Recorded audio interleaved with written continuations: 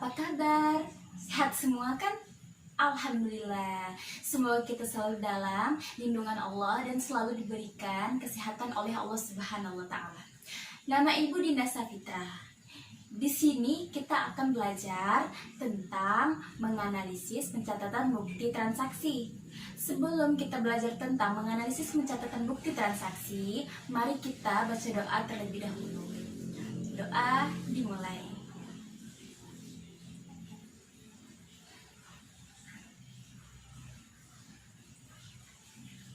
Oke anak-anak ibu sekalian, sekarang ibu minta kepada anak-anak ibu untuk absen terlebih dahulu di Google Form yang telah ibu share di grup WhatsApp kita ya nak. Jika sudah absen di Google Form yang telah ibu share di grup WhatsApp, selanjutnya ibu akan memberikan video animasi tentang materi kita hari ini, yaitu tentang menganalisis pencatatan bukti transaksi. Mohon disimak dan diperhatikan dengan baik dan cermat. Setelah video animasi selesai, ibu akan menjelaskan tentang apa yang ada di video tersebut.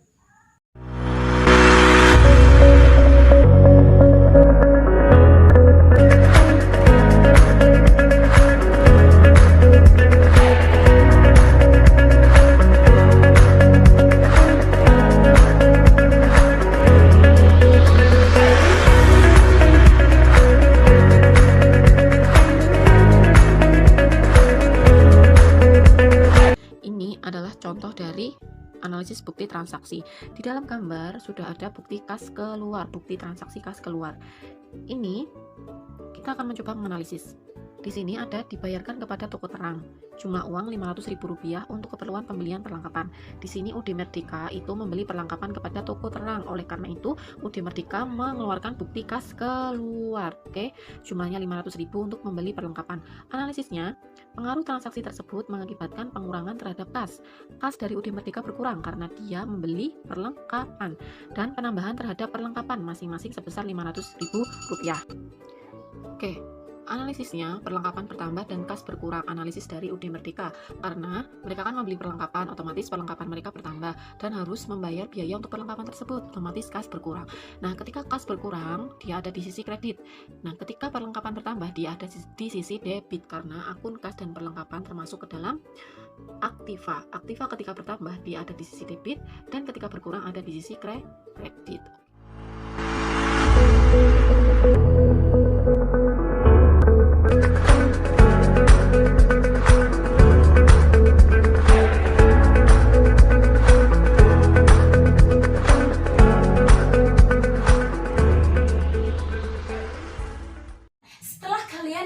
Video animasi yang telah ibu berikan tadi, ibu akan menjelaskan isi dari video tersebut, yaitu tentang materi kita hari ini, menganalisis pencatatan bukti transaksi. Sebelumnya ibu akan menjelaskan, apa sih bukti transaksi itu? Bukti transaksi adalah dokumen pendukung yang berisi data transaksi yang dibuat setelah melakukan transaksi untuk kebutuhan pencatatan keuangan.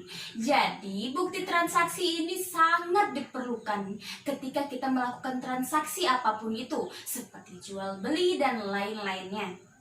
Bukti transaksi ini sebagai bukti bahwasannya kita telah melakukan transaksi di tempat tersebut. Kemudian, tujuan pokok bukti transaksi adalah sebagai perekam pertama setiap transaksi yang dilakukan perusahaan. Dengan adanya bukti transaksi, setiap kegiatan yang dilakukan oleh perusahaan yang terkait dengan keuangan dapat didokumentasikan dan dipertanggungjawabkan secara akuntansi. Oke, selanjutnya ada jenis-jenis bukti transaksi. Jenis-jenis bukti transaksi ini ada dua ya. Yang pertama ada bukti transaksi intern. Bukti transaksi intern ini yaitu bukti transaksi khusus yang dibuat oleh intern dan dibuat untuk intern perusahaan. Maksudnya yaitu khusus untuk di dalam perusahaan tersebut. Contoh dari bukti transaksi intern, yang pertama ada kas masuk. Kas masuk adalah yaitu tentang tanda bukti bahwa perusahaan telah menerima uang secara cash atau langsung. Dan yang kedua ada kas keluar. Kas keluar yaitu bukti bahwa pihak perusahaan telah mengeluarkan uang tunai. Contohnya, bukti keluar kas ini digunakan sebagai bentuk pembelian, peralatan, dan perlengkapan karyawan atau pembayaran gaji dan lain-lain. Dan yang ketiga ada memo. Memo yaitu bukti pencatatan perusahaan antar bagian maupun pimpinan. Selanjutnya ada jenis bukti transaksi ekstern. Bukti transaksi ekstern yaitu bukti pencatatan transaksi yang berhubungan dengan pihak di luar perusahaan. Contohnya yang pertama ada faktur. Faktur yaitu suatu dokumen komersial yang merinci transaksi antara pembeli dan penjual. Yang kedua ada kwitansi. Kwitansi yaitu sebuah dokumen atau surat yang dibuat oleh penjual atau pemilik jasa dan ditujukan kepada pembeli atau penyewa bahwa telah terjadi transaksi dari penjual dan pembeli. Biasanya kwitansi ini berisi pernyataan bahwa pembeli atau penyewa telah menyerahkan sejumlah uang kepada penjual.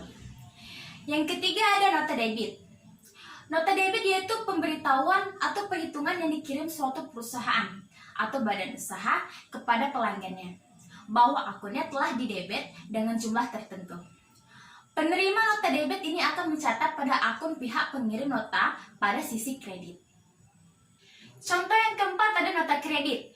Nota kredit itu dokumen yang dikeluarkan untuk bukti adanya pengurangan piutang usaha. Pengurangan ini terjadi karena adanya penurunan harga barang atau masalah pada barang, entah ada cacat atau kekurangan lainnya. Contoh yang kelima ada cek. Cek yaitu surat atau dokumen yang berisi perintah tahap syarat dari nasabah kepada bank penyimpan dana untuk membayar suatu jumlah tertentu kepada pemegang cek pada saat dibawa atau ditunjukkan kepada bank. Contoh yang keenam ada bilet giro. Bilet giro yaitu surat perintah dari penarik kepada bank tertarik untuk melakukan pemindahukuan sejumlah dana kepada rekening penerima. Dan contoh yang terakhir yaitu rekening koran. Rekening koran yaitu ringkasan transaksi keuangan secara menyeluruh dari suatu rekening dapat berupa rekening milik individu maupun rekening milik badan usaha. Selanjutnya Ibu akan menjelaskan analisis bukti transaksi. Analisis bukti transaksi memiliki 3 kegiatan. Yang pertama, ada identifikasi keabsahan bukti transaksi. Maksud dari identifikasi keabsahan bukti transaksi yaitu menentukan pihak mana yang mengeluarkan serta meneliti kebenaran identitas fisik. Yang kedua, ada meneliti transaksi. Maksud dari meneliti transaksi yaitu meneliti apakah transaksi dilakukan sesuai dengan prosedur yang telah ditetapkan, yaitu dengan meneliti tanda tangan pihak yang terkait dengan terjadinya transaksi yang bersangkutan. Yang ketiga, ada kebenaran perhitungan nilai uang. Maksudnya yaitu meneliti perhitungan yang dilakukan dan kebenaran penerapan, metode yang digunakan, serta peraturan perpajakan yang berlaku. Oke, setelah kita mengetahui cara menganalisis bukti transaksi, selanjutnya kita harus mengetahui aturan dalam mendebit atau mengkredit perkiraan, yang mana artinya ketentuan-ketentuan dalam akuntansi yang mengatur pertambahan atau perkurangan saldo perkiraan.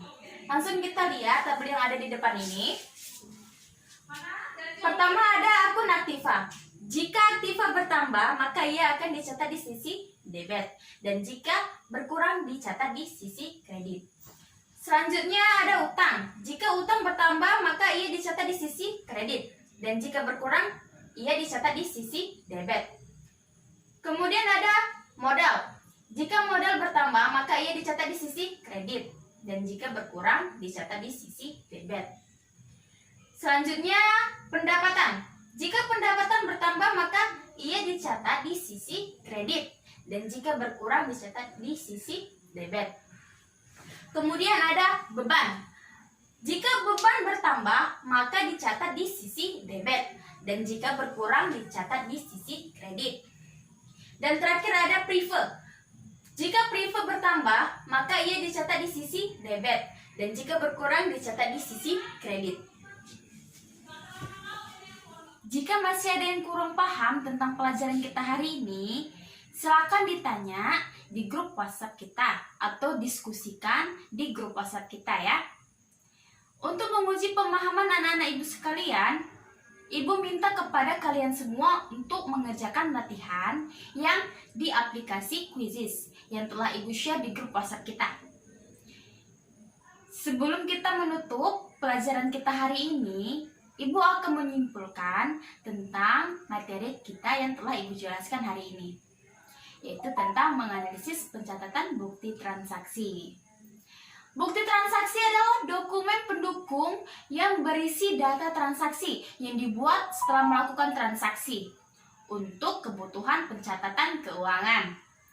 Kemudian jenis-jenis bukti transaksi. Jenis-jenis bukti transaksi ada dua. Yang pertama, ada bukti transaksi intern.